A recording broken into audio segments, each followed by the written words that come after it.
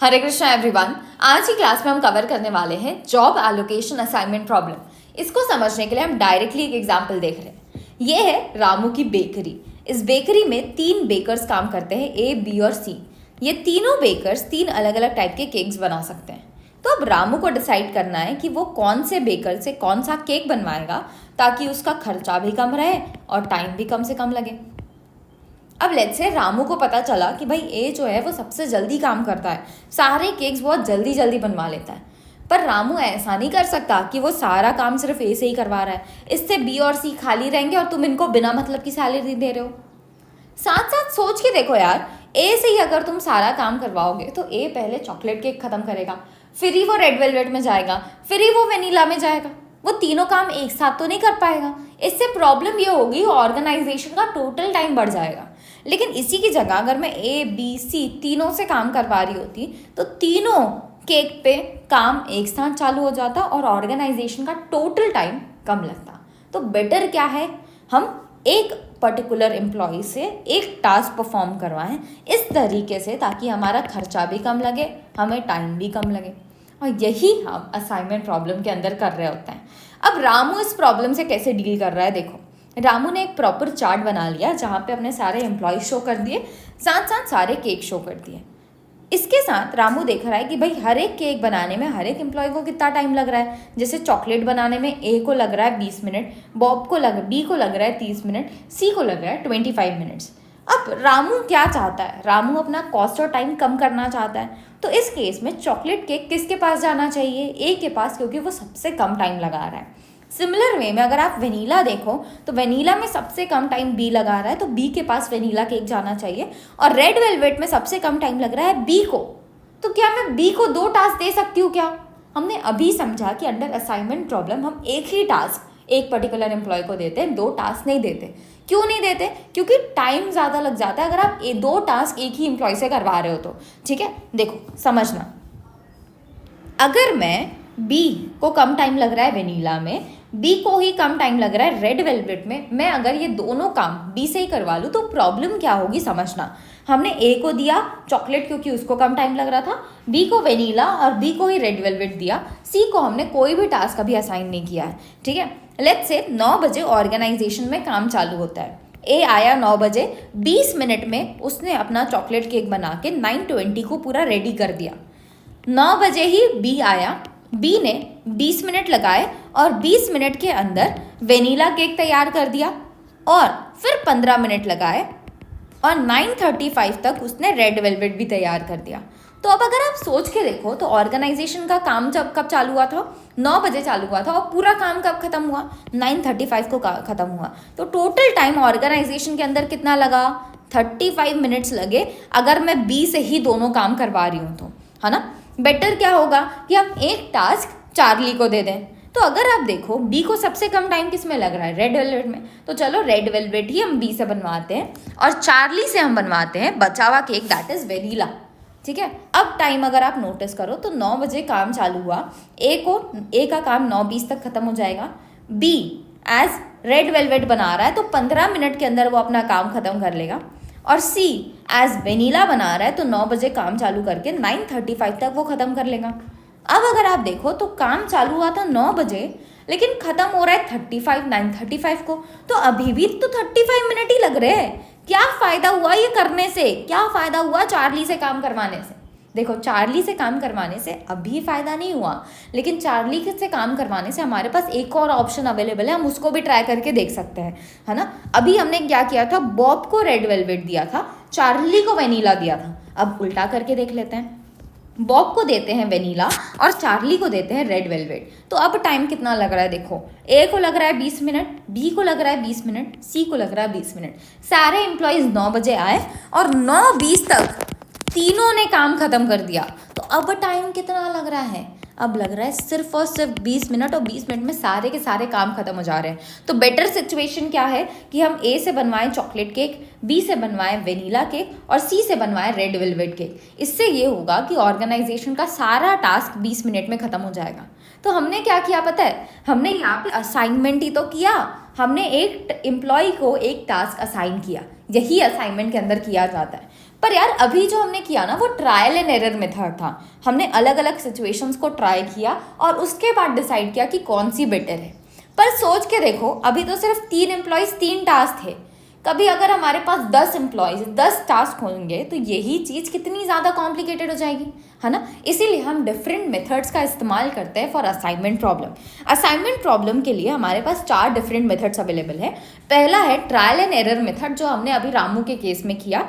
उसमें हमको पता है कि बहुत टाइम टेकिंग है और साथ साथ अगर टास्क ज़्यादा हो जाएंगे तो वो कॉम्प्लिकेटेड भी बहुत हो जाएगा, है ना, तो ये बेनिफिशियल नहीं है। दूसरा हमारे पास होता है सिंप्लेक्स मेथड, जैसे हमने लीनियर प्रोग्रामिंग प्रॉब्लम में सीखा। तीसरा हमारे पास होता है ट्रांसपोर्टेशन मेथड, जैसा हमने ट्रांसपोर्टेशन मॉडल में सीखा। ये दोनों ना जनरल मेथड है, इनको आप इस्तेमाल करके असाइनमेंट का आंसर निकाल सकते हो। लेकिन क्यों ही आपको इतने टेक्निकल वाले मॉडल्स का इस्तेमाल करने की ज़रूरत है। हमारे पास एक बहुत ही ज़्यादा सिंपल और स्पेसिफिकली असाइनमेंट के लिए बना हुआ मेथड अवेलेबल है, दैट इज़ हंगेरियन मेथड। ये हंगेरियन मेथड की मदद से आप असाइनमेंट कर पाते हो बहुत ईजिली। आप सिंप्लेक्स और ट्रांसपोर्टेशन फॉलो करके भी असाइनमेंट कर सकते हो, लेकिन इसके अंदर आपको एक्स्ट्रा स्टेप्स फॉलो करने पड़ेंगे जिनकी रिक्वायरमेंट होती ही नहीं है। आप with the help of Hungarian method बहुत सिंपली असाइनमेंट कर सकते हो अपने जॉब्स का टू द वर्कर्स, ठीक है। तो हम यही सीखने वाले हैं कि हंगेरियन मेथड की मदद से कैसे असाइनमेंट किया जाता है। इसके लिए हम डिफरेंट स्टेप्स फॉलो करते हैं। टोटल इन स्टेप्स को मैंने 5 पार्ट में डिवाइड किया है ना। हम क्वेश्चन के साथ ही समझते चलेंगे कि कौन सा स्टेप में क्या हो रहा है। चलो, so 6 men are available for different jobs from fast records. The time and hours taken by different persons for different job are given. हमको डिफरेंट पर्सन्स दिया हुआ है और डिफरेंट जॉब दिया हुआ है। इसके साथ साथ हर एक मैन को हर एक जॉब करने में कितना टाइम लगता है वो भी हमें दिया हुआ है। आपको एलोकेट करना है मैन को टू डिफरेंट जॉब्स इस तरीके से ताकि आप ऑपरेशन टाइप को मिनिमाइज कर पाओ, है ना। सबसे पहला काम, जब आप असाइनमेंट प्रॉब्लम कर रहे हो तो आपको चेक करना है कि जितने नंबर ऑफ मेन हैं उतने नंबर ऑफ जॉब है कि नहीं। यहाँ पे अगर आप देखो तो टोटल 6 मेन हमारे पास अवेलेबल है और 6 ही जॉब्स अवेलेबल हैं, तो मैं ईजिली यहाँ पे असाइनमेंट कर सकती हूँ।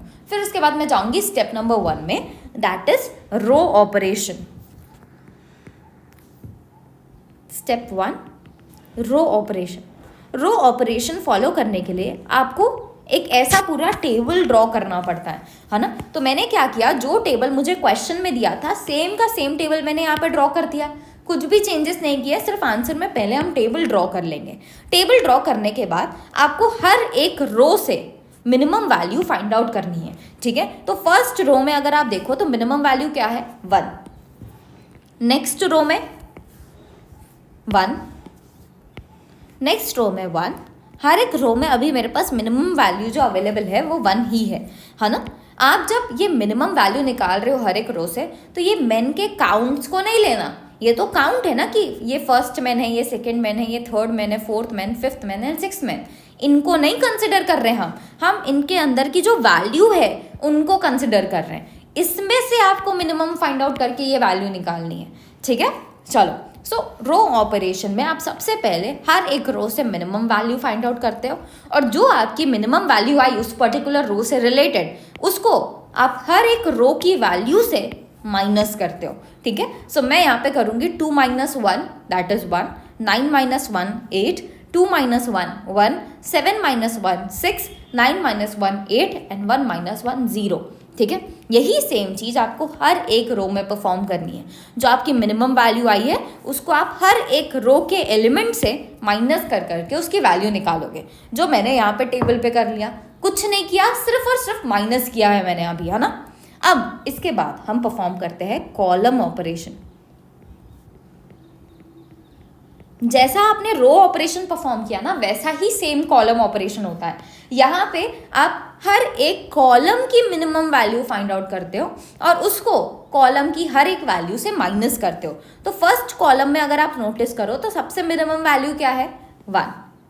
नेक्स्ट कॉलम में 1, next column 1, then 2, then 7 and then 0, ठीक है। ये जो मिनिमम वैल्यू मिली इसको आप हर एक कॉलम के एलिमेंट से माइनस करते चलोगे। तो 1 - 1 दैट इज 0, 5 - 1 4, 3 - 1 2, 3 - 1 2, 4 - 1 3, 8 - 1 7।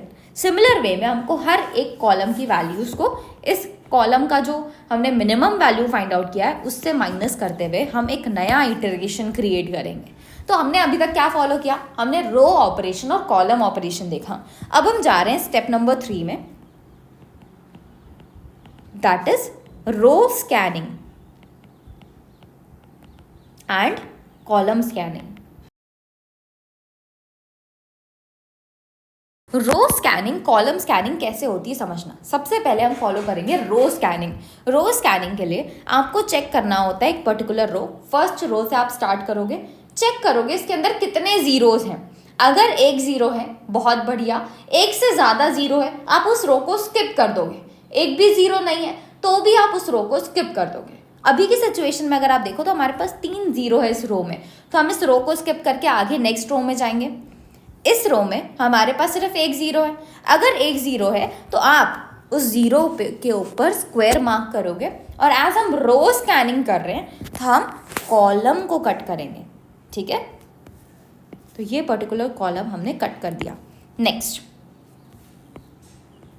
नेक्स्ट रो देखो, इस रो में हमारे पास 2 जीरो हैं।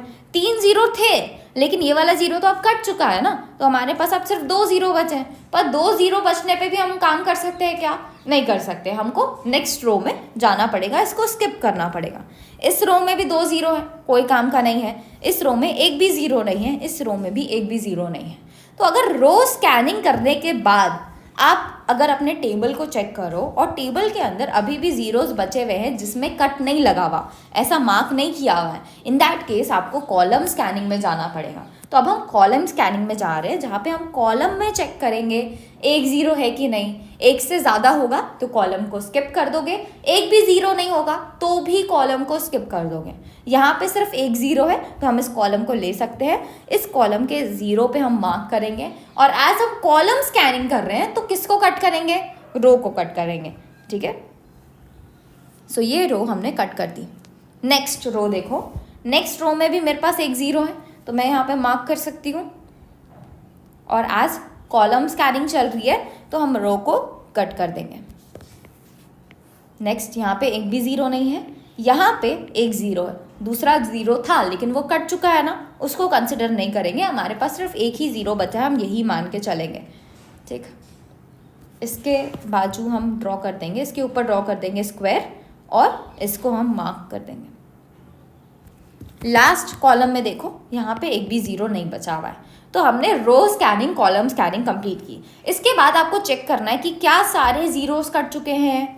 सारे ज़ीरोस काट दिए हैं हमने, तो अब आप जा सकते हो नेक्स्ट स्टेप में। अगर सारे ज़ीरोस नहीं कटे होते तो मैं फिर से रो स्कैनिंग कॉलम स्कैनिंग करती, है ना। एक बार पहले रो स्कैनिंग करोगे, रो स्कैनिंग से सारे ज़ीरो कट गए, बहुत बढ़िया। आपको नेक्स्ट स्टेप में जाना है, आपको कॉलम स्कैनिंग में जाने की ज़रूरत नहीं है। अगर रो स्कैनिंग से सारे ज़ीरो नहीं कटे तो आप कॉलम स्कैनिंग में जाओगे।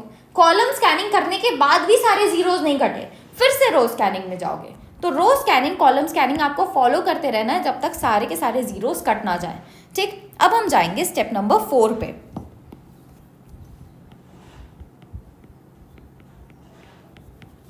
स्टेप नंबर 4 पे जाने से पहले आपको चेक करना है कि आपने कितने ज़ीरोस पे स्क्वायर मार्क किया। तो अभी अगर आप देखो तो 1 2 3 4 हमने 4 ज़ीरोस पे स्क्वायर मार्क किया, है ना। और मेरे पास कितने रोज और कॉलम है? 6 रोज 6 कॉलम है। क्या जितने आपने स्क्वायर मार्क किए उतने ही रोज और कॉलम है क्या? Answer is no. तो अभी हमारा ये दोनों इक्वल नहीं हुआ है, और ये दोनों इक्वल नहीं हुआ मतलब हमने ऑप्टिमैलिटी नहीं अचीव की है। हमारा कॉस्ट अभी तक मिनिमम नहीं आया, हमारा टाइम अभी तक मिनिमम नहीं आया। मिनिमम लाने के लिए आपको इन दोनों को इक्वल करना पड़ेगा। एज इक्वल नहीं है तो हम अब नेक्स्ट इटरेशन बनाएंगे स्टेप नंबर 4 में। स्टेप नंबर 4 के लिए मैंने जो स्टेप नंबर 3 की वैल्यूज़ थी उसको यहीं पे वापस ड्रॉ कर लिया है। मैं क्या करती हूँ ना, इसी सेम टेबल को यहाँ पे ले आती हूँ तो हमारे लिए चीज़ें आसान हो जाएंगी।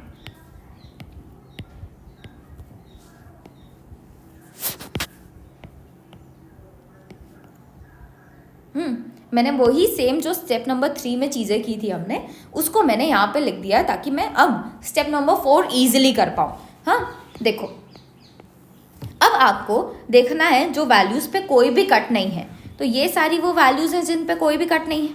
इन वैल्यूज़ में से मिनिमम वैल्यू फाइंड आउट करना है। दैट इज 1, है ना। अब ये 1 को अब सारे अनकवर्ड एलिमेंट, मतलब जिसमें कोई भी कट नहीं लगा हुआ है, उन सब से माइनस करते जाओगे और नए वाले इटरेशन में लिखते जाओगे, ठीक है। नए इटरेशन का हम नाम देते हैं इम्प्रूव्ड मैट्रिक्स। तो स्टेप नंबर 4 में हम एक इम्प्रूव्ड मैट्रिक्स बना रहे हैं। इम्प्रूव्ड मैट्रिक्स के लिए सारे अनकवर्ड सेल को मेरे को किससे माइनस करना है, 1 से माइनस करना है, क्योंकि अनकवर्ड में 1 इज द मिनिमम वैल्यू, ठीक है। सो 4 - 1 3, 6 - 1 5, 5 - 1 4, 3 - 1 2, 6 - 1 5। नेक्स्ट 5th रो और 6th कॉलम, 6th रो के वैल्यूज आ रहे हैं मेरे पास।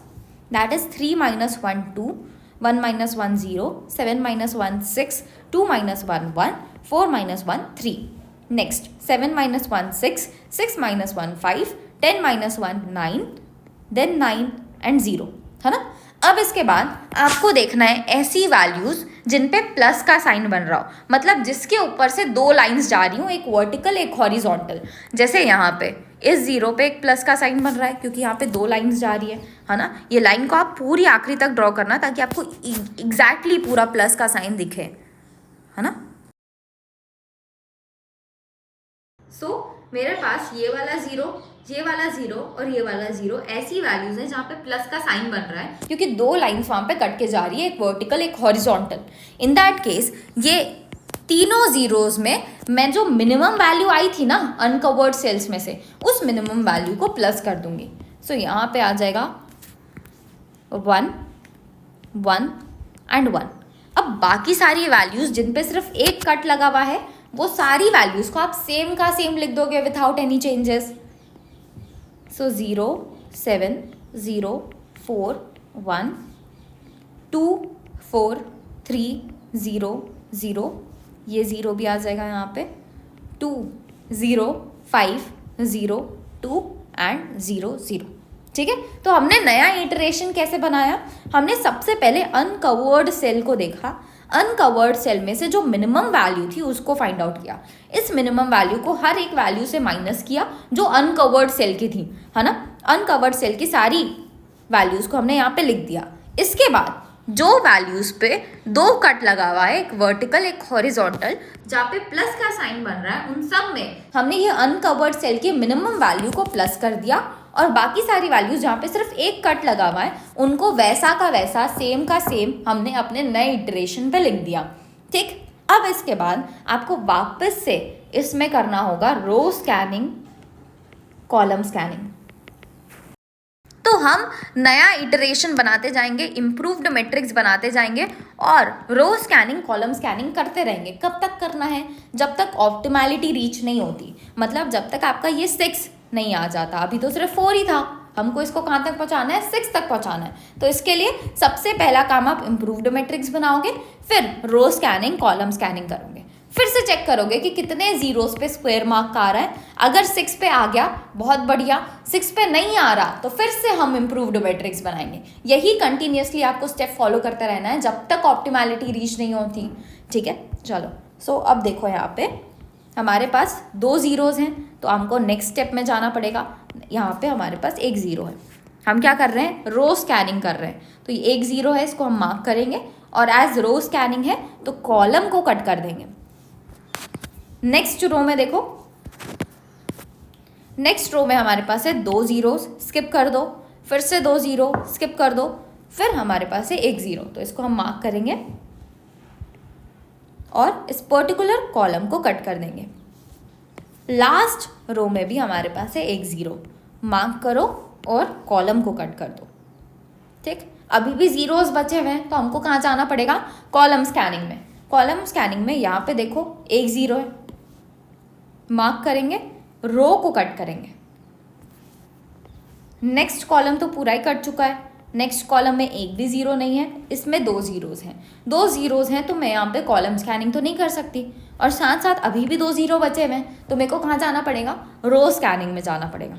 इस रो में एक भी 0 नहीं है, इस रो में एक 0 है, तो मैं इसको मार्क करूँगी और एज रो स्कैनिंग में कर रही हूँ तो इस कॉलम को कट कर दूँगी, ठीक है। अब हमने सारे जीरोस कट कर दिए। अब अगर हम देखें तो यहाँ पे 1 2 3 4 5 जीरोस पे स्क्वायर लगा हुआ है और हमारे पास कॉलम और रोज कितने हैं, 6 है। क्या ऑप्टिमैलिटी रीच हुई? Answer is no. अभी भी हमने ऑप्टिमैलिटी रीच नहीं की, तो मेरे को क्या करना पड़ेगा? फिर से इम्प्रूव्ड मैट्रिक्स बनाना पड़ेगा, है ना। सो इम्प्रूव्ड मैट्रिक्स हम अगेन फॉर्म करेंगे। इम्प्रूव्ड मैट्रिक्स कैसे फॉर्म होता है? आपको देखना होता है अनकवर्ड सेल्स की वैल्यू। अनकवर्ड सेल में मिनिमम वैल्यू क्या है? 2 है। तो इस 2 को हम अनकवर्ड सेल की हर एक वैल्यू से माइनस करेंगे। 3 माइनस 2 मेरे पास आ रहा है यहाँ पे 1, 2 minus 2 0, 2 minus 2 0, 2 minus 2 0, 6 minus 2 4। Next 4 minus 2 is 2, 3 minus 1, 2 is 1, 5 minus 2 is 3, 6 minus 2 is 4, 9 minus 2 is 7, है ना। अब हमको देखना है ऐसी वैल्यूज जहाँ पे प्लस का साइन बन रहा है। तो ये और ये प्लस का साइन किससे बनना चाहिए? हॉरिजॉन्टल और वर्टिकल लाइन के कट करने से बनना चाहिए। तो 7 4 1 1 इन पे प्लस का साइन बन रहा है, तो इन पे मुझे क्या करना पड़ेगा? जो अनकवर्ड सेल की मिनिमम वैल्यू थी वो हम यहाँ पे प्लस कर देंगे। तो 7 + 2 is 9, 4 + 2 is 6, 1 + 2 is 3 and 1 + 2 is 3। ठीक है। अब बाकी सारी वैल्यूज जिन पे सिर्फ एक कट है उनको हम सेम का सेम लिख देंगे।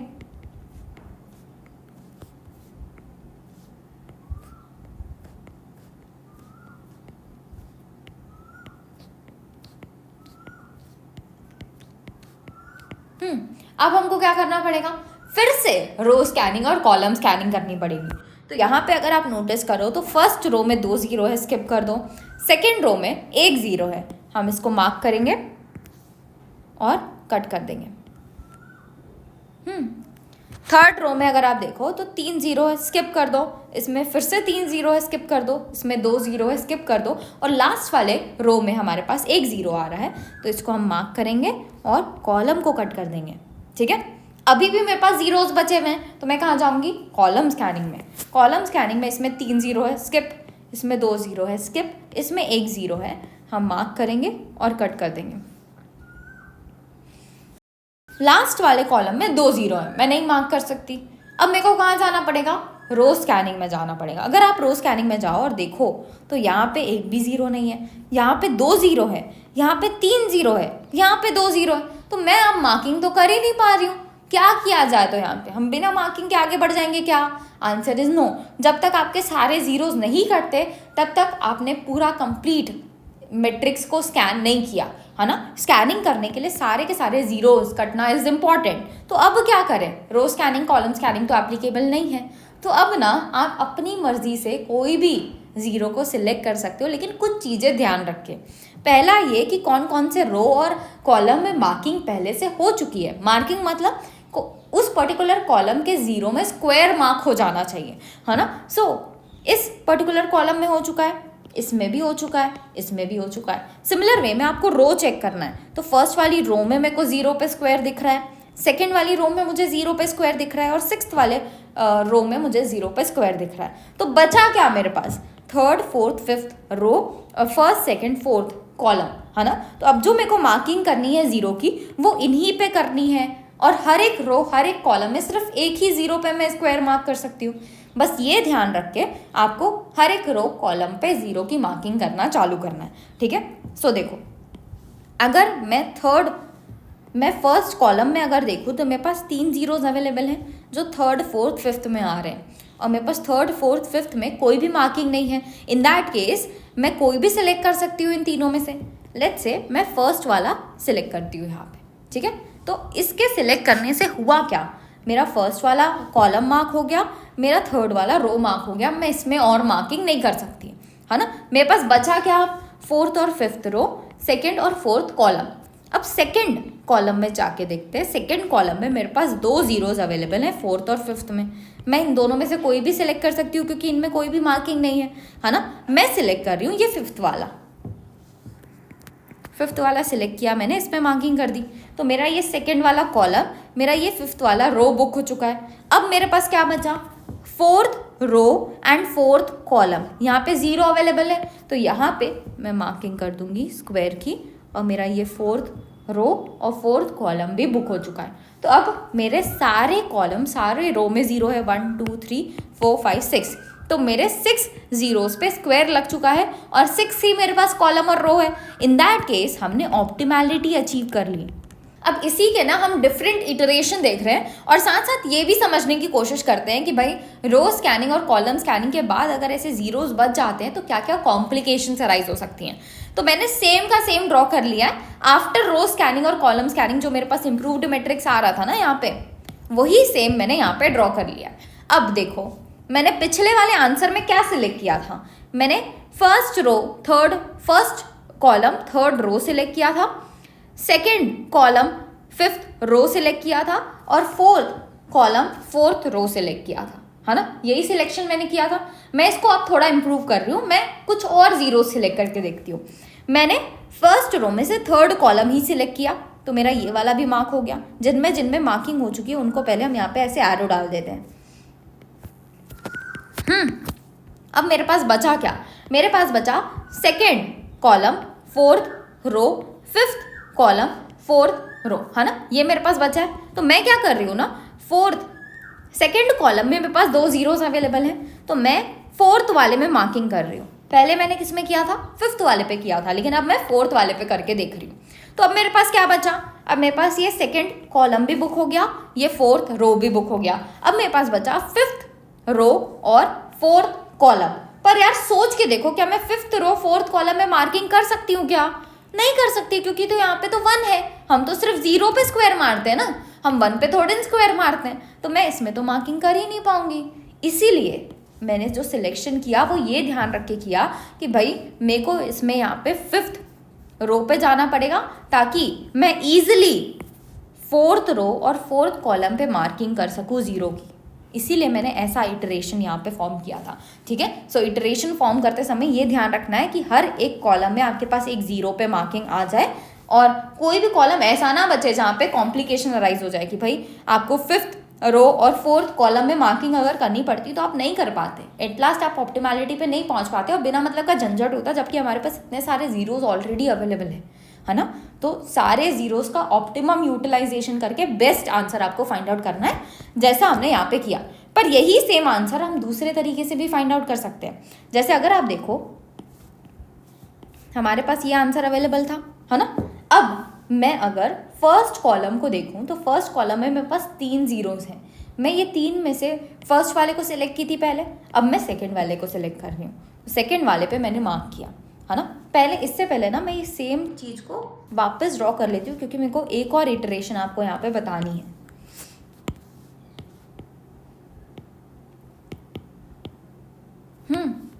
अब देखो मैं अब यहाँ पे फोर्थ वाला मार्क कर रही हूँ, ठीक है। फोर्थ वाला मार्क करने से क्या होगा, मेरा ये फोर्थ रो बुक हो गया, फर्स्ट कॉलम बुक हो गया। अब मेरे पास बचा है second column, fourth column, third row and fifth row, है ना। मैं अब क्या कर सकती हूँ, फिफ्थ रो सेकेंड कॉलम को सिलेक्ट कर सकती हूँ क्योंकि यहाँ पे जीरो अवेलेबल है। मैं क्या थर्ड रो और सेकेंड कॉलम को सिलेक्ट कर पाऊंगी? नहीं कर पाऊंगी, क्योंकि यहाँ पे जीरो अवेलेबल ही नहीं है। तो मेरे पास है fifth row and second column, तो हमने इस जीरो को मार्क कर लिया। तो इससे मेरा फिफ्थ रो और सेकेंड कॉलम भी बुक हो चुका है। अब मेरे पास क्या बचा, third row and fourth column. क्या मैं इसको मार्क कर सकती हूँ ईजिली? Answer is yes. तो मैं ये वाले जीरो को भी मार्क कर सकती हूँ। तो ये हुआ हमारा एक और इटरेशन। यहाँ पे भी हमारे पास ऑप्टिमैलिटी आ चुकी थी, लेकिन इस ऑप्टिमैलिटी को आप इस तरीके से भी ला सकते हो। यहाँ पे भी आपके पास 6 जीरो में मार्किंग है और 6 ही रो और कॉलम है, ठीक है। यही सेम आंसर हम एक और तरीके से ला सकते हैं। अब मैं सिलेक्ट कर रही हूँ ये लास्ट वाला रो, है ना, फिफ्थ वाला सिलेक्ट कर रही हूँ। पहले मैंने थर्ड सिलेक्ट किया, फिर फोर्थ सिलेक्ट किया, अब मैं फिफ्थ वाला सिलेक्ट कर रही हूँ। ये फिफ्थ वाला अगर मैं सिलेक्ट कर लूँ तो मेरी किस में मार्किंग हो गई, फिफ्थ और फर्स्ट में मार्किंग हो गई। अब मेरे पास क्या बचा, second column, fourth column, third row and fourth row, है ना। सो मैं क्या कर सकती हूँ, क्या थर्ड रो और सेकेंड कॉलम को सिलेक्ट कर पाऊंगी? नहीं कर पाऊंगी, क्योंकि यहाँ पे जीरो ही नहीं अवेलेबल है। मेरे को कहाँ जाना पड़ेगा, थर्ड रो के लिए मेरे को फोर्थ कॉलम सिलेक्ट करना पड़ेगा, क्योंकि यहाँ पे जीरो अवेलेबल है, ठीक। तो मैंने इसमें मार्किंग की, ये और ये बुक हो चुके हैं। अब मेरे पास बचा fourth row and second column. क्या मैं इसमें मार्किंग कर सकती हूँ? बिल्कुल कर सकती हूँ, क्योंकि यहाँ पे भी जीरो अवेलेबल है। तो इसमें मैंने मार्किंग कर दी। अब देखो हर एक रो, हर एक कॉलम में मेरे पास एक ही जीरो पे स्क्वायर डला हुआ है और साथ साथ हर एक रो और कॉलम मेरे बुक भी हो चुके हैं। 1 2 3 4 5 6, है ना। 6 6 जीरोस पे स्क्वायर लग चुका है, 6 ही रो और कॉलम है, तो यहाँ पे भी मैंने ऑप्टिमैलिटी रीच की। ये तीनों सिचुएशंस पे मैंने ऑप्टिमैलिटी रीच की है, जो मैंने आपको 3 आंसर्स यहाँ पे दिखाए, ये फर्स्ट, ये सेकेंड, ये थर्ड। और अगर आप इनका आंसर कैलकुलेट करोगे ना तो तीनों का आंसर सेम ही आने वाला है। तो अब हम आंसर कैलकुलेट करके भी देख लेते हैं फटाक से। देखो, फर्स्ट, सेकेंड और थर्ड तीनों सिचुएशंस का आंसर देखते चलेंगे, ठीक है। आंसर निकलेगा कैसे, तो देखो हमको ना पहले यहाँ से मार्किंग पता कर लेनी है। तो फर्स्ट मैन को मैंने थर्ड जॉब पे असाइन किया, सेकेंड मैन को मैंने सिक्स्थ जॉब पे असाइन किया फर्स्ट वाले इटरेशन पे। First man third job, second man sixth job. Third वाले को मैंने फर्स्ट पे असाइन किया, फोर्थ वाले को मैंने फोर्थ पे असाइन किया, फिफ्थ वाले को मैंने सेकेंड पे असाइन किया और सिक्स्थ वाले को मैंने फिफ्थ पे असाइन किया। 3 1 4 2 4 4 5 2 एंड 6 5, ठीक है।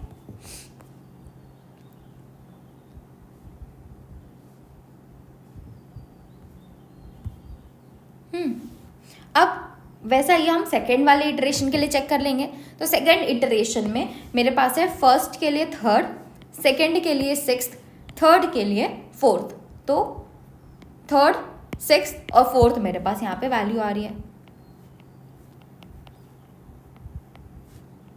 फोर्थ का क्या होगा, फिफ्थ का क्या होगा और सिक्स्थ का क्या होगा वो भी देख लेते हैं। फोर्थ में हमने फर्स्ट जॉब सिलेक्ट किया है, फिफ्थ में हमने सेकेंड जॉब सिलेक्ट किया है एंड सिक्स्थ में हमने फिफ्थ सिलेक्ट किया है। 1 2 एंड 5, ठीक है। थर्ड इटरेशन में देखो, फर्स्ट के लिए थर्ड, सेकेंड के लिए सिक्स्थ।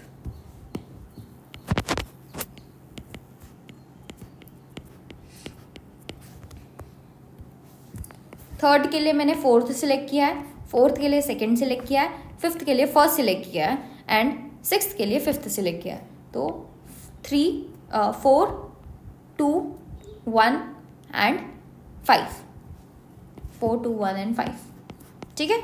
अब इनकी वैल्यूज़ लिख लेंगे। इनकी वैल्यूज़ लेनी कहाँ से है, तो आपको जो आपका फर्स्ट क्वेश्चन में आपको जो टेबल दिया हुआ है ना, उस टेबल से आपको सारी वैल्यूज़ लेनी है। और क्वेश्चन वाला ही सेम टेबल हमने यहाँ पे ड्रॉ किया था, है ना। तो मैं इसी टेबल से वैल्यू ले सकती हूँ। तो मैं क्या कर रही हूँ, इस टेबल को उधर ले जाती हूँ ताकि मेरे लिए वैल्यूज़ लिखना आसान हो जाए।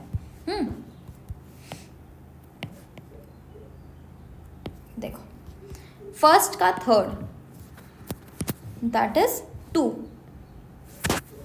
सेकेंड का सिक्स्थ इज 1, थर्ड का फर्स्ट इज फोर्थ, फोर्थ का फोर्थ इज 3। ध्यान रखना, जो आपकी जो क्वेश्चन में आपको जो टेबल दिया हुआ है ना, आपको उसी से वैल्यू लेनी है। ऐसा मत करना कि कहीं और से दूसरे वाले टेबल से ले लिए, है ना, या फिर ये जो आपका इटरेशन का आंसर आया उस टेबल से आपने वैल्यू ले ली। क्योंकि ये सारी वैल्यू तो सिर्फ हमने इम्प्रूव इसलिए की ताकि फाइंड आउट कर सके कि कहाँ कहाँ पे हमारा सिलेक्शन हो रहा है, बस, है ना। लेकिन जो वैल्यू आप ले रहे हो वो आपको फर्स्ट टेबल से ही लेनी है, किसी और टेबल से नहीं लेना, ठीक। फिफ्थ का second that is third and sixth के लिए फिफ्थ इज 9, ठीक है। टोटल कर लो इसको, 2 + 1 4 3 + 4 7 8 9 10 13 एंड 22, ठीक है। नेक्स्ट, फर्स्ट का थर्ड इज सेकेंड, 2 का 6 इज 1, 3 का 4 इज 3, 4 का 1 इज 4, 5 का 2 इज 3 एंड 6 का फिफ्थ इज 9। सिमिलर वे में यहाँ देखो तो 1 का 3 इज 2, 2 का 6 इज 1, 3 का 4 इज 3, 4 का 2 इज 2, 5 का 1 इज 5 एंड 6 का 5 इज 9, ठीक है। टोटल कर लो 6 10 एंड इधर भी मेरे पास 22 आ रहा है, यहाँ पे भी मेरे पास 22 आ रहा है। तो एट लास्ट हर एक सिचुएशन में आपका सेम ही आंसर आने वाला है, चाहे आप कोई भी इटरेशन से करो। तो आपको एग्जाम में क्या अलग अलग ऐसे 3 ऑप्शंस शो करने पड़ेंगे क्या? Answer is no. आप एक ही से आंसर ला के शो कर सकते हो। पर क्या होता है ना, अगर मैं आपको सिर्फ ये वाला पार्ट बताती तो कई सारे स्टूडेंट्स का ये वाला और ये वाला आंसर भी आ जाता, तो वो सोचते क्या ये गलत है, आंसर इज नो, ये भी सही है ना। आप इस तरीके को भी फॉलो कर सकते हो, ऐसे भी फर्स्ट वाले इटरेशन से भी आंसर लेके आ सकते हो। ठीक, बस 0 का सिलेक्शन सही होना चाहिए। डन। अब हम जा रहे हैं नेक्स्ट क्वेश्चन पे। A captain of a cricket team has to allot 5 middle batting position to 5 batsman. The average run scored by each batsman at this position are as follows. सबसे पहली बात तो जो आपको क्वेश्चन दिया हुआ है ना, यहाँ पे इसको कट कर देना। ये क्वेश्चन जो आपके नोट्स में प्रिंट हुआ है वो मिस प्रिंट हो गया। आपका क्वेश्चन ये होना चाहिए था। ठीक है, इस क्वेश्चन के अंदर हमको बैट्समैन दिए हुए हैं और इनका बैटिंग पोजीशन दिया हुआ है कि उसको 3rd 4th 5th 6th 7th कौन सी पोजीशन में जाना चाहिए। आपको उसकी पोजीशन इस तरीके से डिसाइड करनी है ताकि जो run scored by the batsman है उसको आप मैक्सिमाइज कर पाओ। हमको जब हम असाइनमेंट कर रहे हैं तो हमारा एम क्या होता है, खर्चे और टाइम को मिनिमाइज करना। तो ये जो असाइनमेंट का हंगेरियन मेथड है ना, वो बना ही मिनिमाइजेशन करने के लिए है। इसकी मदद से मैक्सिमाइजेशन करना इज नॉट पॉसिबल। तो आपको क्या करना पड़ता है पता है, ये जो क्वेश्चन आपको दिया हुआ है, ये क्वेश्चन आपको प्रॉफिट मैट्रिक्स का दिया हुआ है। प्रॉफिट मैट्रिक्स मतलब इसकी मदद से मैक्सिमाइजेशन करने की ज़रूरत है, लेकिन हम असाइनमेंट मेथड फॉलो करके मैक्सिमाइजेशन तो कर नहीं सकते, इसलिए हम इसको कन्वर्ट करेंगे इन अ लॉस मैट्रिक्स। ठीक है, अब लॉस मैट्रिक्स में कन्वर्ट किया कैसे जाता है समझना।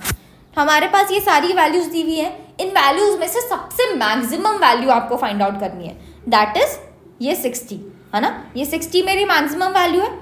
ये 60 को मैं सारी की सारी वैल्यूज से माइनस करूंगी। जितनी भी वैल्यूज मेरे को इस प्रॉफिट मैट्रिक्स के अंदर दी हुई है उनसे माइनस करूंगी, और माइनस करने के बाद जो वैल्यूज आएंगी उसको नए इटरेशन में शो करूंगी और जिसका नाम मैं क्या दूंगी, लॉस मैट्रिक्स। ठीक है, सो 60 - 40 20, 60 - 40 20, 60 - 35 25, 60 - 25 35 एंड 60 - 50 स्टेप। यही सेम चीज़ हमने हर एक रो हर एक कॉलम के लिए वैल्यूज़ निकाल के शो कर दिया। अब हमको कुछ भी नया नहीं करना, जैसा हम पिछले क्वेश्चन में करके आए हैं सेम वही स्टेप्स हम फॉलो करेंगे।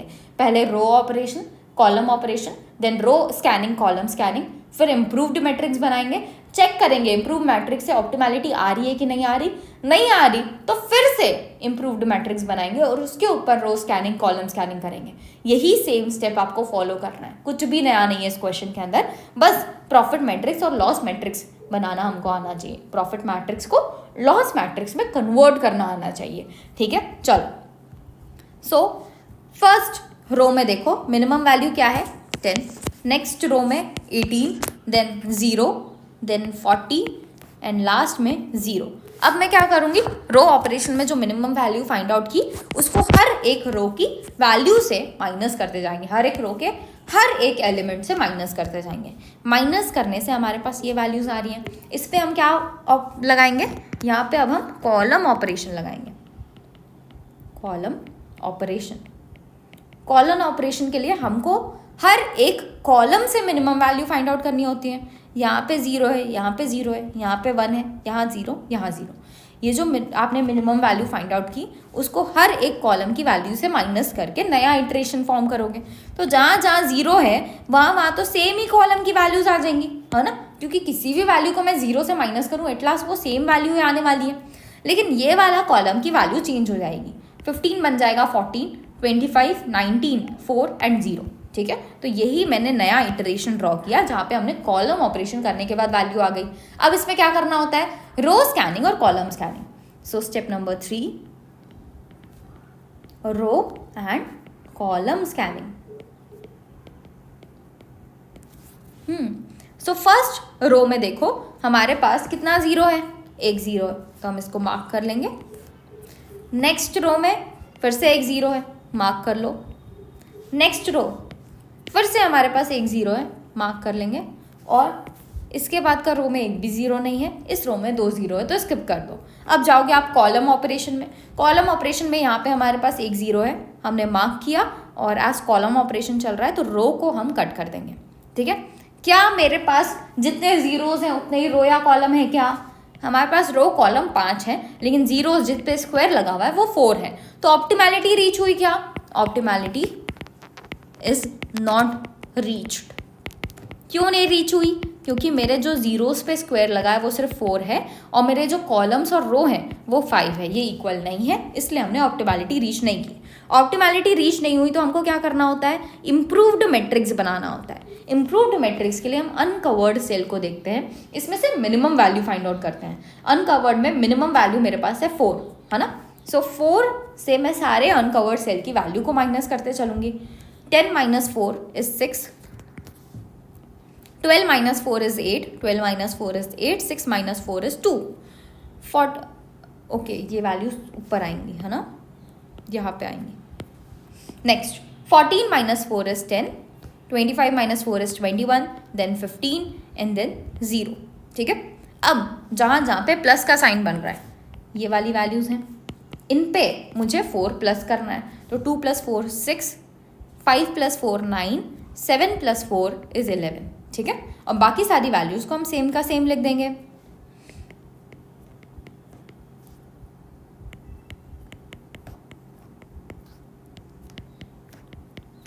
ठीक है, अब हमको क्या करना होता है, रो स्कैनिंग और कॉलम स्कैनिंग। फर्स्ट रो में मेरे पास एक 0 है, मार्क करो, कट करो। नेक्स्ट रो में मेरे पास फिर से एक 0 है, mark and cut. Next row में एक 0 है, mark and cut. Next row में एक 0 है, mark and cut. And last row में भी मेरे पास एक 0 बचा है, मार्क एंड कट। तो मैंने सारे के सारे जीरोज मार्क कर दिए रो स्कैनिंग की मदद से। क्या मुझे कॉलम स्कैनिंग में जाने की ज़रूरत है? नहीं है। अब यहाँ पे अगर आप देखो तो 1 2 3 4 5 जीरोज पे हमने मार्किंग कर दिया और 5 ही मेरे रोज और कॉलम है। तो मेरी ऑप्टिमैलिटी यहाँ पे रीच हो गई, है ना। और यही हमको करना था। तो मेरे को क्या पता चल रहा है कि जो ए वाला बैट्समैन है वो असाइन किया जाएगा टू 7th पोजीशन, बी वाला batsman 1st position, 3rd position, है ना, 1st पोजीशन नहीं है। बी वाला बैट्समैन 3rd पोजीशन, सी वाला जाएगा 6th पोजीशन पे, डी वाला जाएगा 5th पोजीशन पे। सी 6th, डी 5th एंड ई वाला जाएगा 4th पोजीशन पे। ठीक है, इनकी वैल्यूज कहाँ से लेके आओगे? प्रॉफिट मैट्रिक्स वाले टेबल से, है ना। तो जो फर्स्ट टेबल आपका है इससे ही आपको वैल्यूज लेनी है। ठीक, सो इस टेबल को ही लेके चलते हैं। आपको ये टेबल वापस आखिरी में ड्रॉ करने की जरूरत नहीं है। मेरे को क्या है ना, पेजेस बार बार पलटने पड़ेंगे, तो मैं इसीलिए इसको यहाँ पे लेके आ रही हूँ ताकि मैं इजीली आंसर लिख पाऊँ। ठीक है, आपको ये मैट्रिक्स वापस आखिरी में ड्रॉ करने की जरूरत नहीं है। ए का है 7th दैट इज 50, बी का है 3rd दैट इज 42, सी का 6th इज 60, डी का 5th इज 20 एंड ई का 4th इज 60। टोटल कर लो, 120 + 20 140, 140 + 92 इज 232। 232 हमारा यहाँ पे आ रहा है मैक्सिमम वैल्यू। ठीक है, एक बार चेक भी कर लेते हैं। ठीक है, तो हमने मैक्सिमम ऑप्टिमैलिटी अचीव की और मैक्सिमम रन्स भी अचीव किए। ठीक है, तो अगर मैक्सिमाइजेशन वाला क्वेश्चन होगा तो पहले आप प्रॉफिट मैट्रिक्स को लॉस मैट्रिक्स में कन्वर्ट करोगे और उसी के बाद क्वेश्चन को सॉल्व करोगे। लॉस मैट्रिक्स में कैसे कन्वर्ट किया जाता है? विद द हेल्प ऑफ हमारा जो भी हाईएस्ट वैल्यू होता है उस पर्टिकुलर मैट्रिक्स के अंदर, उसको हम सारी वैल्यूज से माइनस करके लॉस मैट्रिक्स लेके आते हैं। ठीक है, लास्ट क्वेश्चन देख रहे हैं हम असाइनमेंट प्रॉब्लम से रिलेटेड। ये क्वेश्चन ध्यान से समझना क्योंकि यहाँ पे हम एक और इम्पॉर्टेंट चीज सीखने वाले हैं। Average time taken by an operator on a specific machine is tabulated below. हमको हर एक ऑपरेटर का हर एक मशीन के हिसाब से टाइम दिया हुआ है। मैनेजमेंट कंसिडर कर रही है कि वो ये जो ओल्ड मशीन्स है उनमें से किसी एक को न्यू मशीन से रिप्लेस कर दे। ये न्यू मशीन में हर एक ऑपरेटर को कितना टाइम लग रहा है वो भी हमको दिया हुआ है। आपको सबसे पहले फाइंड आउट करना है allocation of operator to the old machines to achieve minimum operation time. तो अभी मेरे को न्यू में एलोकेशन करना है क्या? नहीं, मुझे बोला गया ओल्ड मशीन्स में मेरे ऑपरेटर्स को एलोकेट करो इस तरीके से ताकि मिनिमम ऑपरेशन टाइम आए। सबसे पहले क्वेश्चन में आप क्या चेक करते हो कि जितने आपके पास ऑपरेटर है उतना ही मशीन है कि नहीं। तो यहाँ पे 6 ऑपरेटर्स 6 मशीन अवेलेबल है। न्यू वाले को अभी हमको कंसिडर नहीं करना क्योंकि यहाँ पे सिर्फ ओल्ड मशीन के हिसाब से मिनिमम ऑपरेशन टाइम निकालने बोला है फर्स्ट क्वेश्चन में। ठीक है, तो सबसे पहला काम हमारा जो क्वेश्चन में टेबल दिया हुआ है हम उसको यहाँ पे फॉर्म कर लेंगे और हम रो ऑपरेशन परफॉर्म करेंगे। रो ऑपरेशन के लिए हर एक रो से मिनिमम वैल्यू फाइंड आउट करनी होती है। दैट इज 1 2, 4, 3, 3 एंड 1, है ना। अब ये जो रो की मिनिमम वैल्यू आई है उसको हर एक रो के एलिमेंट से माइनस करेंगे। इसके बाद हमारे पास ये नया इटरेशन आ जाएगा। इसमें हम परफॉर्म करेंगे कॉलम ऑपरेशन। कॉलम ऑपरेशन के लिए कॉलम से मिनिमम वैल्यू फाइंड आउट करनी पड़ती है, दैट इज 1 0 1 0 0 0। ठीक है, इससे मेरे पास एक नया इटरेशन तैयार हो गया। ये नए इटरेशन पे मैं क्या करने वाली हूँ, रो एंड कॉलम स्कैनिंग। ये नए इटरेशन के लिए हमने क्या किया, ये जो कॉलम की मिनिमम वैल्यू आई है उसको हर एक एलिमेंट ऑफ कॉलम से माइनस करके नया इटरेशन बनाया है ना। अब सबसे पहले हम रो स्कैनिंग करते हैं। रो स्कैनिंग के लिए आपको चेक करना होता है कि उस पर्टिकुलर रो में जो आप चेक कर रहे हो उसमें एक ही जीरो हो। यहाँ पे 3 जीरो है, स्किप कर दो। यहाँ पे एक जीरो है, हम मार्क करेंगे और कॉलम को कट करेंगे। नेक्स्ट, इसमें भी हमारे पास एक जीरो है, मार्क करो, कॉलम कट करो। नेक्स्ट रो में देखो, इसमें एक भी ज़ीरो नहीं है, जो ज़ीरो था वो कट चुका है, तो एक भी ज़ीरो नहीं है। यहाँ पे 3 जीरो है, स्किप कर दो। यहाँ पे एक ज़ीरो है, मार्क करो एंड कट करो। अब हम जाएंगे कॉलम स्कैनिंग में, तो इस कॉलम में मेरे पास एक ज़ीरो है, mark and cut. Next column एक ज़ीरो, मार्क एंड कट। अभी भी मेरे पास जीरो बचा है क्या, आंसर इज नो, सारे जीरोस कट चुके हैं। तो अब चेक करना होता है ऑप्टिमैलिटी। ऑप्टिमैलिटी कब अचीव होती है, जब नंबर ऑफ जीरोस जिस पे स्क्वायर लगा हुआ है वो आपके रो या कॉलम के इक्वल हो। 1 2 3 4 5 जीरोस पे स्क्वायर लगा है, लेकिन मेरे कॉलम और रो कितने हैं, 6 हैं, तो मैंने ऑप्टिमैलिटी अभी अचीव नहीं की है, तो मुझे इम्प्रूव्ड मैट्रिक्स फॉर्म करना पड़ेगा। इम्प्रूव्ड मैट्रिक्स फॉर्म होती है सारी अनकवर्ड वैल्यूज से, जो हमारे पास ये सारी हैं, इनमें से मिनिमम क्या है, 1 है, तो 1 सिलेक्ट करके आप सारी अनकवर्ड वैल्यूज से उसको माइनस कर दोगे, है ना। सो 1 - 1 0, 2 - 1 1, 3 - 1 2, 1 - 1 0, 6 - 1 5, 3 - 1 2, 3 3 1 एंड लास्ट 3 - 1 2, 4 - 1 3, 4 - 1 3। अब जिन वैल्यूज पे हॉरिजॉन्टल और वर्टिकल लाइंस कट कर रही है, मतलब प्लस का साइन बन रहा है, उन सब में आपको प्लस करना है। क्या प्लस करना है, that is minimum uncovered value जो 1 है हमारे लिए अभी, है ना। सो 0 + 1 1, 3 + 1 4, 4 + 1 5, 2 + 1 3, 1 + 1 2, 0 + 1 1, और बाकी सारी वैल्यूज को हम सेम का सेम लिख देंगे।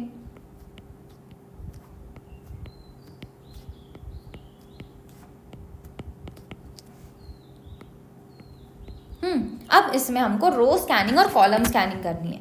फर्स्ट रो में 2 जीरोज हैं, स्किप कर दो। सेकंड में भी 2 जीरो है, थर्ड में भी 2 जीरो है, फोर्थ में हमारे पास सिर्फ एक जीरो है। मार्क करेंगे, कट करेंगे, मार्क एंड कट। फिफ्थ में 2 जीरो है, स्किप कर दो। सिक्स्थ में एक जीरो है, mark and cut. Next column में 3 जीरो है, इस कॉलम में एक जीरो है, मार्क कट। नेक्स्ट कॉलम देखो, इसमें भी एक जीरो है, mark and cut. Last column, इसमें भी मेरे पास एक जीरो है, मार्क एंड कट। अभी भी मेरे पास जीरो बचा हुआ है एक, तो मेरे को क्या करना होगा, रो स्कैनिंग करना होगा। तो इस रो में हमारे पास वैल्यू आ रही है, एक जीरो आ रहा है, इसको मार्क करेंगे और कॉलम को कट कर देंगे। ठीक है, अब चेक करो कितने जीरोस पे मार्किंग हो गई, 1 2 3 4 5 6 जीरोस पे मार्किंग हो गई। 6 ही मेरे पास रो और कॉलम है, तो यहाँ पे हमने ऑप्टिमैलिटी अचीव कर ली। ठीक है, ऑप्टिमैलिटी कौन सी सिचुएशन में अचीव हुई है, हमारी ऑप्टिमैलिटी अचीव हुई है जब ऑपरेटर्स हमारे पास है 1 2 3 4 5 6, इनका असाइनमेंट कहाँ हो रहा है, फर्स्ट वाला असाइन किया गया M3 में, सेकेंड वाला M1 में, M3 M1, थर्ड वाला M4 में, फोर्थ हम असाइन कर रहे हैं M5 में, फिफ्थ हम M2 में असाइन कर रहे हैं, सिक्स्थ हम M6 में असाइन कर रहे हैं, M5 M2 एंड M6। इनकी वैल्यूज़ निकाल लो। किससे निकालोगे, फर्स्ट वाले टेबल से जो आपको क्वेश्चन में दिया हुआ है ना।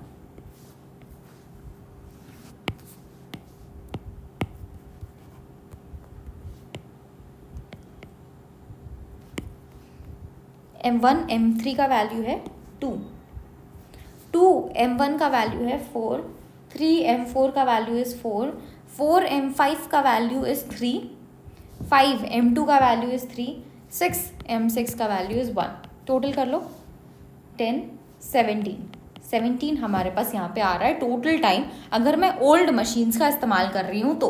नेक्स्ट क्वेश्चन में क्या बोल रहा है देखो, reset the problem with the new machine. अब मेरे को न्यू मशीन को भी इंक्लूड करना है और फाइंड आउट करना है allocation of operator to each machine, और कमेंट करना है कि भाई आपने जो रिप्लेस किया ओल्ड मशीन को वो एडवांटेजियस था कि नहीं कंपनी के लिए, मतलब जो हमारा ऑपरेशन टाइम है वो रिड्यूस हुआ कि नहीं, ये फाइंड आउट करना है. ठीक है, तो अब इसके लिए ना मेरे को अब न्यू मशीन भी इंक्लूड करना पड़ रहा है. इन दैट केस अब देखो मेरे पास 7 मशीन्स हो गई हैं, लेकिन ऑपरेटर तो अभी 6 ही हैं.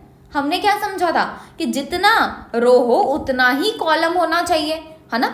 अभी लेकिन इस सिचुएशन में ये अचीव नहीं हो रहा है, तो क्या करना पड़ेगा, कि क्या ज़्यादा है पहले ये पता करो. हमारे पास कॉलम ज़्यादा है, कॉलम 7 है और रो मेरे पास सिर्फ 6 है, तो मेरे को एक वैल्यू रो में ऐड करनी पड़ेगी. तो मैं यहाँ पे एक डमी रो ऐड करने वाली हूँ. इस डमी रो की सारी वैल्यूज़ क्या होंगी, 0 होंगी. ठीक है, तो मैं सेम का सेम ये मैट्रिक्स ड्रॉ करूँगी और वहाँ पे एक डमी रो ऐड करके उसकी सारी वैल्यूज़ को 0 रखूँगी.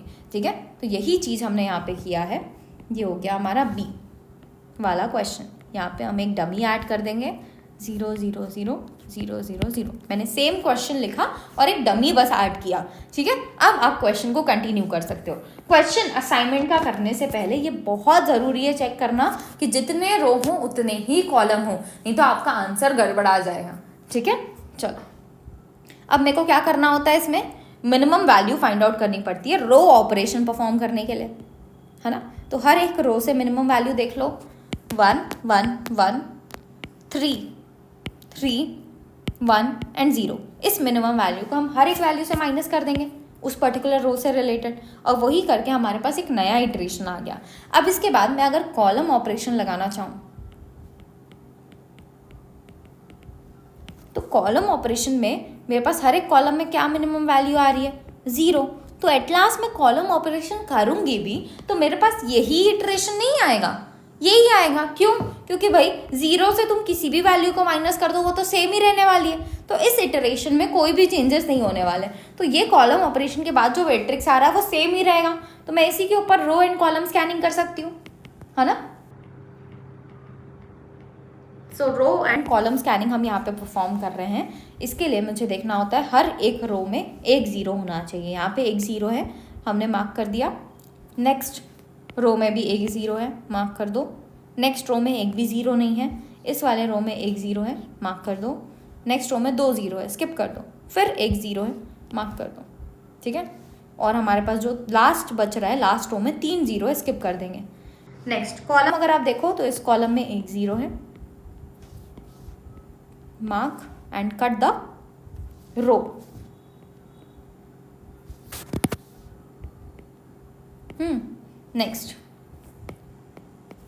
नेक्स्ट कॉलम में भी एक 0 है, मार्क करो और कट कर दो. लास्ट हमारे पास ये वाला कॉलम बचा, लेकिन इसमें एक भी 0 नहीं है. अब देखो ऑप्टिमैलिटी अचीव हुई क्या, 1 2 3 4 5 6 0 है यहाँ पे, लेकिन मेरे पास कॉलम और रो कितने हैं, 7 है. तो ऑप्टिमैलिटी हमने अचीव नहीं की है. हमको इसका नया इटरेशन बनाना पड़ेगा, है ना. नए इटरेशन के लिए हमको क्या चाहिए होता है, अनकवर्ड सेल्स चाहिए होते हैं. अनकवर्ड में मिनिमम वैल्यू चाहिए होती है, दैट इज 1. तो 1 - 1 0, 3 - 1 2, 5 - 1 4 एंड 4. तो 0 2 4 4 यहाँ पे वैल्यू शो होगी.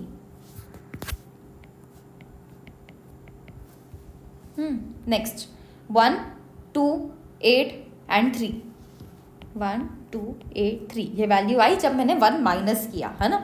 0 4 6 2, 0 4 6 2 एंड लास्ट 4 - 1 3, 4 - 1 3, 5 - 1 4, 3 3 4. अब कहाँ कहाँ पे प्लस बन रहा है वो देखो, ये वाली वैल्यूज़ पे 2 1 0 9 एंड लास्ट के 0 0 0 0 पे प्लस बन रहा है. तो इन सब में हम क्या करेंगे, 1 प्लस कर देंगे. तो ये वैल्यू क्या हो जाएगी, 3 2 1 10, 3 2 1 10 एंड लास्ट में सारे जीरोज़ हैं जिन पे मुझे 1 प्लस करना है क्योंकि यहाँ पे प्लस बन रहा है ना. तो ये सारी हो जाएंगे 1 1 1 1. बाकी सारी वैल्यूज़ हम सेम का सेम लिख देंगे. 03452140, 03452140, 36502061, 36502061, 401 and 000, 401 000, and last 6705, 6705. ये बन गया मेरा इम्प्रूव्ड मैट्रिक्स. इसमें हम क्या करेंगे? Row scanning and column scanning. So first वाले रो में तो 3 जीरो स्किप कर दो, नेक्स्ट में 1 जीरो है, मार्क करेंगे और कट कर देंगे. नेक्स्ट, इसमें हमारे पास एक भी ज़ीरो नहीं है, इसमें एक ज़ीरो है, मार्क करो, कट करो. नेक्स्ट, एक zero, mark and cut. Next, इसमें भी एक ज़ीरो अवेलेबल है, mark and cut. And last वाला रो में 2 ज़ीरो है तो हम स्किप कर देंगे. कॉलम देखो, इसमें 2 ज़ीरो है, इसमें भी 2 ज़ीरो है, इसमें 1 ज़ीरो है, तो मैंने ये मार्क किया, ये कट कर दिया, है ना. अभी भी मेरे पास ज़ीरोज़ बचे हैं तो मुझे कहाँ जाना पड़ेगा? रो स्कैनिंग में जाना पड़ेगा. यहाँ पे कोई भी ज़ीरो नहीं है, यहाँ पे 2 ज़ीरो है तो मैं स्किप कर दूंगी. मैं कॉलम स्कैनिंग में जाके देखूंगी क्या हो रहा है. क्या कॉलम स्कैनिंग में मैं ले सकती हूँ, यहाँ पे एक ही ज़ीरो है ना, तो मैंने इसको मार्क किया और ये पूरा का पूरा कॉलम कट कर दिया. सारे ज़ीरोज़ मार्क हो चुके हैं. चेक करो ऑप्टिमैलिटी अचीव हुई क्या? 1 2 3 4 5 6, अभी भी 6 ज़ीरो पे ही स्क्वायर लगाया तो हमने ऑप्टिमैलिटी अभी भी अचीव नहीं की. फिर से नया इटरेशन बनाएंगे. अनकवर्ड सेल्स को देखो, मिनिमम वैल्यू फाइंड आउट करो, दैट इज 1. तो 1 हम सारे अनकवर्ड सेल से माइनस कर देंगे. 2 - 1 1, 4 - 1 3 3 3 3 - 1 2. Next, 4 - 1 3, 6 - 1 5, 2 - 1 1, 1 - 1 0, 4 - 1 3, 2 - 1 1, 3 - 1 2, 1 2 and 5. ठीक है, जहाँ जहाँ पे प्लस बन रहा है, कहाँ कहाँ बन रहा है? ये सारी वैल्यूज़ पे और ये सारी वैल्यूज़ पे. इन पे मुझे क्या प्लस करना पड़ेगा? Minimum uncovered value, that is 1, है ना. सो ये हो गया 2 3 4 5, बन जाएगा 4 5 6, 1 1 1 2 2 2 एंड इधर 0 1 हो जाएगा. ठीक, बाकी सारी वैल्यूज़ पे जिन पे एक कट लगा है सेम का सेम लिख दोगे.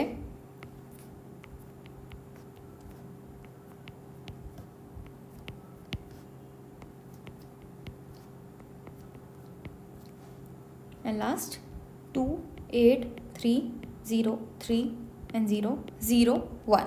ठीक है, अब इसमें हम क्या करेंगे? Row scanning and column scanning. First row में देखो 3 ज़ीरो है, स्किप. नेक्स्ट रो में 1 zero, mark and cut. Next row में एक भी ज़ीरो नहीं है, फिर 1 zero, mark and cut. 2 zero skip, 1 zero, mark and cut. Last वाले रो में 2 ज़ीरो है, स्किप कर देंगे.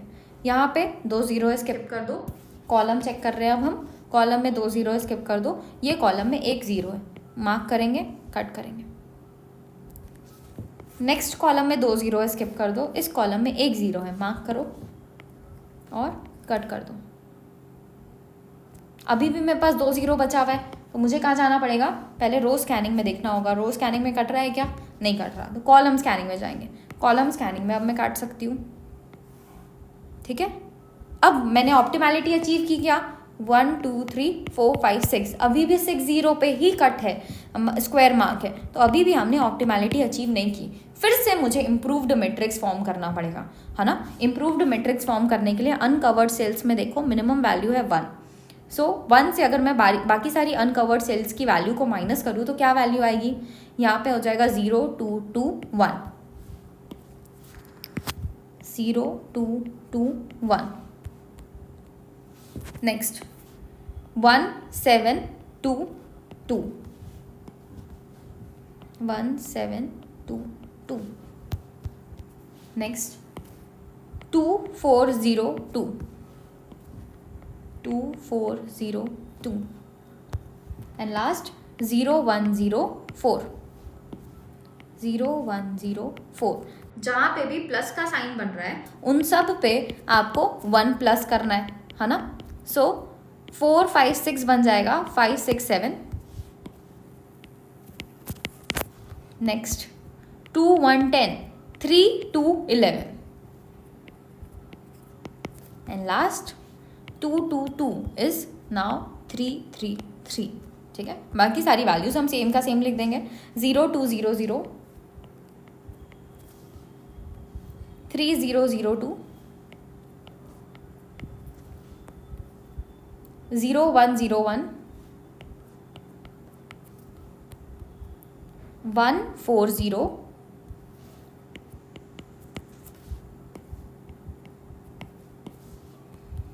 6 5 0 0 6 1, 6 5 0 0 6 1, एंड लास्ट 7 0 5, 7 0 5. ठीक है, अब चेक करो. यहाँ 3 0 स्किप, यहाँ 3 0 स्किप, यहाँ 1 0 है. Mark and cut. नेक्स्ट फिर से 3 0 है skip, 2 0 skip, 1 0, mark and cut. Last वाले रो में भी 2 0 है, स्किप कर देंगे. यहाँ पे 3 0 है, स्किप करो. यहाँ 1 0 है, मार्क करो, कट करो. नेक्स्ट यहाँ 3 0 है स्किप, 3 0 स्किप, यहाँ 1 0, मार्क एंड कट. अभी भी जीरोस बचे हैं तो मुझे कहाँ जाना पड़ेगा? रो स्कैनिंग में. यहाँ 3 0 है स्किप, 2 0 स्किप, 2 0 स्किप. अब फिर से कॉलम स्कैनिंग में चेक करो क्या कॉलम्स में कट रहा है? नहीं कट रहा है. तो अब मेरे पास बहुत सारे जीरोस हो गए, तो मुझे जैसा मैंने फर्स्ट क्वेश्चन में किया था वैसा कुछ मार्किंग करनी पड़ेगी, है ना. सो पहले चेक करते हैं कि कहाँ कहाँ मेरे को जीरोस मिल चुके हैं. यहाँ मिल गया, यहाँ मिल गया, यहाँ मिल गया, यहाँ मिल गया, यहाँ मिल चुका है, M5 में मिल चुका है, M6 में मिल चुका है, न्यू में मिल चुका है. बचे क्या मेरे पास? फर्स्ट सेकेंड और डमी बचा है. यहाँ पे M1 M3 M4 बचा है ना. तो इन पे मुझे मार्किंग करनी है. मार्किंग होगी कैसे? तो आप पहले चेक करो M1 में मेरे पास क्या क्या ऑप्शन है. 1 2 3, मैं तीनों जगह पे 0 मार्क कर सकती हूँ, है ना. तो लेट्स से मैं मार्क कर रही हूँ ये फर्स्ट वाला, तो इससे मेरा ये और ये फुलफिल हो गया. अब मेरे पास बचा क्या है? M3 M4 बचा है. M3 में क्या मैं सेकेंड वाले पे मार्क कर सकती हूँ? नहीं कर सकती क्योंकि यहाँ पे 2 है. पर मैं डमी मार्क कर सकती हूँ क्या? मार्क कर सकती हूँ M3 में. सो ये हम मार्क कर देंगे. अब मेरे पास ये मार्क हो गया, ये मार्क हो गया. बचा क्या? M4 बचा, इधर बचा 2. क्या मैं इसमें मार्क कर सकती हूँ? कर सकती हूँ. तो ये 0 हमने सेलेक्ट कर लिया. ये तो हो गया फर्स्ट इटरेशन. अब इसी को ना हम नए इटरेशन में फॉर्म करके देखते हैं. तो मैंने सेम चीज़ यहाँ पे वापस पेस्ट कर दी है, और जो हमने अभी नया वाला बनाया था आफ्टर रो स्कैनिंग कॉलम स्कैनिंग अपने मर्जी से जो सिलेक्शन किए थे उनको मैं यहाँ से हटा रही हूँ. ठीक है, ताकि हम देख सकें कुछ और सिलेक्शन हो पा रहा है कि नहीं यहाँ पे. और इसी टेबल को मैं एक बार और कॉपी कर लेती हूँ क्योंकि हमारे पास एक और इटरेशन बन सकता है यहाँ पे. ठीक, देखो पहले हमने क्या सिलेक्ट किया था? पहले हमने M1 और 1 सिलेक्ट किया था, पर मेरे पास 0 जो है वो 2 में भी अवेलेबल था, डमी में भी अवेलेबल था. तो अब मैं 2 को सिलेक्ट कर लेती हूँ. M1 और 2 हम सिलेक्ट कर रहे हैं, ये वाला 0 सिलेक्ट कर रहे हैं. अब मेरे पास क्या बचा? 1 और M3 बचा, है ना. 1 और M3 में 0 अवेलेबल है, मैं इसको मार्क कर लेती हूँ. ये और ये मार्किंग हो गई. अब मेरे पास क्या बचा? डमी और M4. क्या डमी और M4 में 0 अवेलेबल है? नहीं अवेलेबल है. तो मेरे को थोड़े से चेंजेस करने पड़ेंगे. ये जो 1 और M3 सिलेक्ट किया ना हमने, इसको हम यहाँ से हटा देंगे क्योंकि ये जो 1 है वो M4 में भी जा सकता है, यहाँ पे 0 अवेलेबल है, तो इसको हम M4 में भेज देंगे. अब मेरे पास क्या बचा? डमी और M3. क्या डमी और M3 में 0 अवेलेबल है? अवेलेबल है, तो हम यहाँ पे भी मार्किंग कर सकते हैं. ठीक, ये बन गया मेरा एक और इटरेशन. अब हम थर्ड इटरेशन यहाँ पे फॉर्म कर रहे हैं, जहाँ पे फर्स्ट कॉलम के लिए हम डमी को सिलेक्ट कर रहे हैं क्योंकि वहाँ पे भी 0 अवेलेबल है. तो डमी M1 मैंने सिलेक्ट किया. नेक्स्ट, तो इससे मेरा ये और ये मार्क हो चुका है ना. अब बचा क्या है? 1 बचा है, M3 बचा है, 2 बचा है, M4 बचा है ना. तो 1 M3 में सिलेक्ट कर सकती हूँ, ये सिलेक्ट कर लो. बचा क्या? 2 M4 सिलेक्ट कर सकते हैं, बिल्कुल कर सकते हैं, इसको सिलेक्ट कर लो. तो ये बन गया मेरा थर्ड इटरेशन. तीनों इटरेशन से आंसर सेम ही आएगा एट द एंड, है ना. तो अब ये इटरेशंस का हम टेबल फॉर्म कर लेते हैं. First, second and third. First वाले में मेरे पास है 1 M1 2 M4, 1 M1 2 M4 3 4 5 6 and dummy के लिए क्या है वो हमको यहाँ पे शो करना है। 3 के लिए है M6, 4 इज M5, नहीं 3 के लिए इज न्यू, 3 का हमारे पास न्यू है, 4 का M5 है एंड 5 का M2 है। New, M5 and M2। 6 के लिए हमारे पास है M6 एंड डमी के लिए है M3, M6 and M3। Second iteration देखो, सेकेंड में फर्स्ट के लिए है M4, सेकेंड के लिए है M1,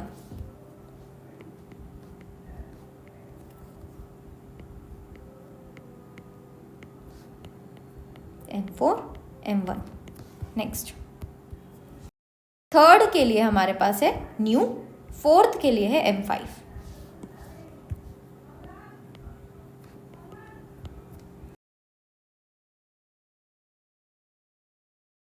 फिफ्थ के लिए है M2 एंड सिक्स्थ के लिए है M6 और डमी के लिए है M3,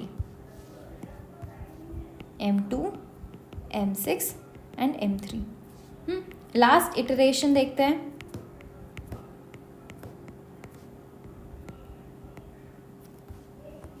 थर्ड वाले में हमारे पास 1 के लिए है M3, 2 के लिए है M4, 3 के लिए है M6 एंड फोर्थ के लिए है M5, फिफ्थ के लिए है M2 एंड सिक्स्थ के लिए है M6 और डमी के लिए है M1। ठीक है, अब इनकी वैल्यूज़ हम ले लेंगे। वैल्यूज़ कहाँ से लेना है? फर्स्ट वाले आपका जो आपने टेबल बनाया था उससे लोगे। अब फर्स्ट जो क्वेश्चन में दिया हुआ है उससे ले सकती हूँ क्या? बिल्कुल नहीं ले सकती, क्योंकि यहाँ पे डमी भी ऐड हुआ है ना। तो जो हमने ये वाला इटरेशन बनाया, बी वाला क्वेश्चन जो चालू किया हमने, इसके लिए जो फर्स्ट टेबल हमने फॉर्म किया था, इसको हम एज बेस बनाएंगे और इसकी मदद से सारी वैल्यूज लिखेंगे। ठीक है, तो मैं इसको यहाँ से कॉपी कर रही हूँ।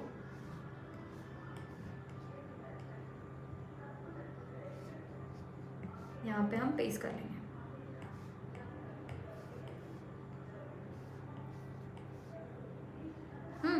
और मैं ये सारी वैल्यूज को भी इधर ले आती हूँ ताकि चीज़ें आसान हो जाए मेरे लिए।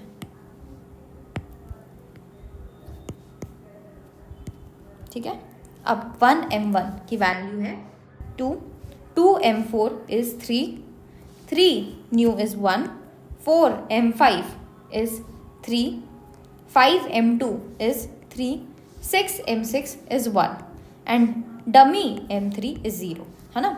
1M4 is 1, 2M1 is 4, 3 new is 1, 4M5 is 3, 5M2 is 3, 6M6 is 1, dummy M3 is 0. Last 1M3 is 2, 2M4 is 3, 3M6 is 6, 3M6 नहीं है, 3 का न्यू होगा, देखो चेक करो एक बार, 3 के सामने न्यू वाली वैल्यू है थर्ड इटरेशन में, है ना। तो इसको चेंज कर लो, 3 new is 1, 4M5 is 3, 5M2 is 3, 6M6 is 1 and last dummy M1 is 0। ठीक है, वैल्यूज कैलकुलेट कर लो कितना आ रहा है, 5, 6, 7, 8, 9, 10, 11, 12 एंड 13, 5, 6, 7, 8, 9, 10, 11, 12 एंड 13, 5, 6 एंड 13। ठीक है, तो सेम वैल्यू आ रही है तीनों सिचुएशन में। आप किसी भी तरीके का इटरेशन फॉलो करो, तीनों में आपका आंसर सेम आएगा। ठीक है, सो क्वेश्चन में हमको क्या बोला था, देखो रीसेट करो प्रॉब्लम को विद द न्यू मशीन और फाइंड आउट करना है आपको एलोकेशन, जो हमने फाइंड आउट कर दिया।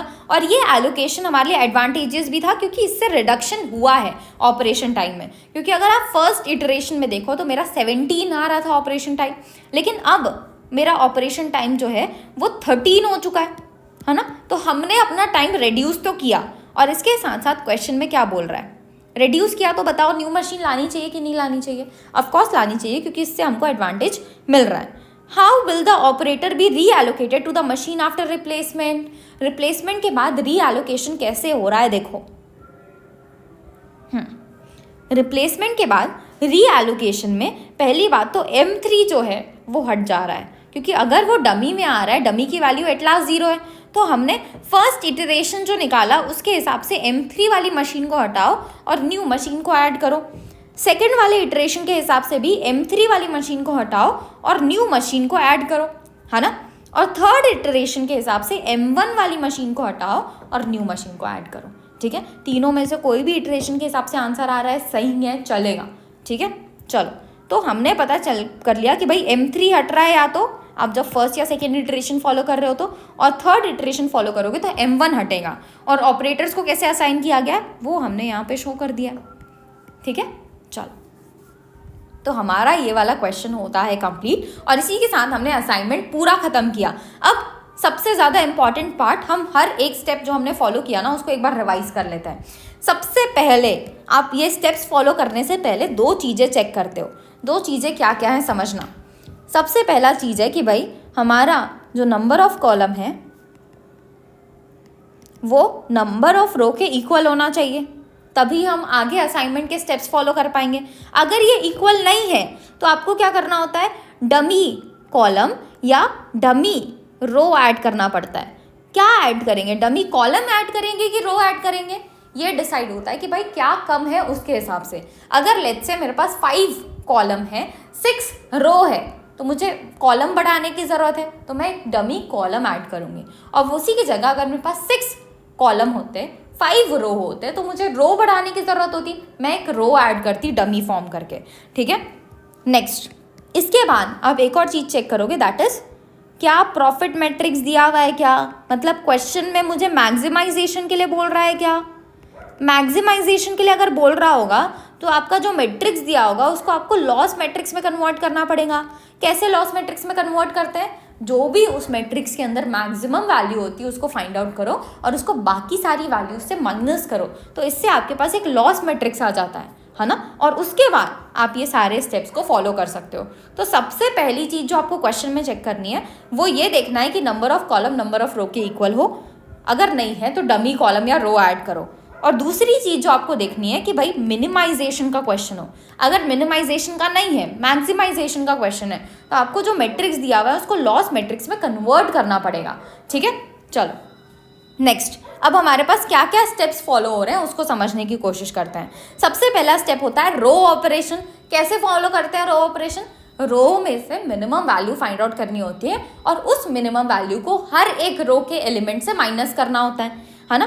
फिर हम जाते हैं स्टेप नंबर 2 में, that is column operation. Column operation के लिए आप जो भी आपका रिड्यूस्ड कॉस्ट टेबल आया है रो ऑपरेशन फॉलो करने के बाद, उसमें से हर एक कॉलम में से स्मॉलेस्ट एलिमेंट फाइंड आउट करते हो और उस स्मॉलेस्ट एलिमेंट को कॉलम की हर एक वैल्यू से माइनस करते हो। कॉलम ऑपरेशन के बाद हम ऑप्टिमैलिटी के लिए जाते हैं, जिसमें आपको रो स्कैनिंग और कॉलम स्कैनिंग करनी पड़ती है। सबसे पहले हम रो स्कैनिंग से स्टार्ट करते हैं। रो स्कैनिंग कैसे होती है, आपको चेक करना होता है कि उस पर्टिकुलर रो में एक जीरो है कि नहीं। एक से ज़्यादा होगा स्किप कर दोगे, एक भी नहीं होगा तो भी स्किप कर दोगे। अगर एक ज़ीरो है बहुत बढ़िया, तो आप उस ज़ीरो के ऊपर स्क्वायर मार्क करोगे और एक वर्टिकल लाइन ड्रॉ करोगे।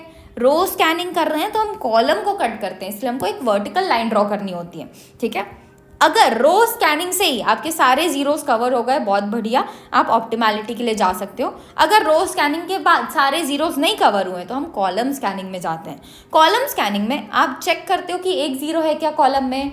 एक जीरो है तो आप आगे की चीज़ें फॉलो करोगे, एक जीरो नहीं है तो आप उसको स्किप कर दोगे। कब स्किप करना है, जब एक से ज़्यादा हो या फिर एक भी नहीं हो तो आप उस पर्टिकुलर कॉलम को स्किप कर देते हो, है ना। अगर एक ज़ीरो अवेलेबल है तो उस ज़ीरो पे स्क्वायर मार्क किया जाता है और एक हॉरिजॉन्टल लाइन ड्रॉ की जाती है, क्योंकि हम कॉलम स्कैनिंग कर रहे हैं और कॉलम को स्कैन करते समय हमको हॉरिजॉन्टल लाइन ड्रॉ करनी पड़ती है, रो को कट करना होता है।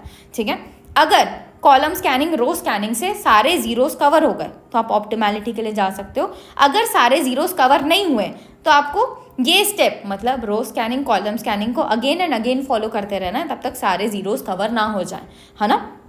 फिर हम जाते हैं ऑप्टिमैलिटी के लिए। ऑप्टिमैलिटी में कैसे अचीव होती है ऑप्टिमैलिटी, जब नंबर ऑफ रोज और कॉलम के इक्वल है आपका ज़ीरो जिसमें स्क्वायर पड़ा हुआ है ना। अगर ये इक्वल है, बहुत बढ़िया, आपने ऑप्टिमैलिटी रीच कर ली। अगर ये इक्वल नहीं है तो आपको इम्प्रूव्ड मैट्रिक्स बनाना पड़ता है। इम्प्रूव्ड मैट्रिक्स बनती कैसे है, आप सब्ट्रैक्ट करते हो स्मॉलेस्ट अनकवर्ड एलिमेंट को फ्रॉम ऑल अनकवर्ड एलिमेंट और ऐड करते हो intersection of any two lines पे।